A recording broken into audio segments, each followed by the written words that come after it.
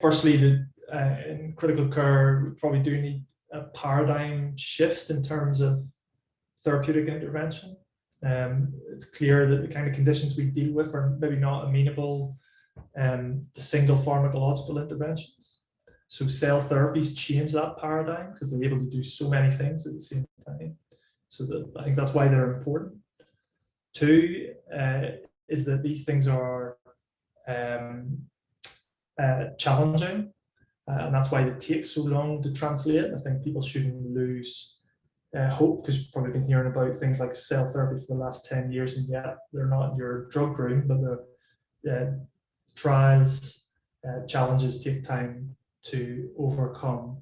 And three, I think, is that things have changed so dramatically in the last 10 years, it's hard to overstate the impact of pluripotent stem cells, genome editing, and the changes those are exerting on biology.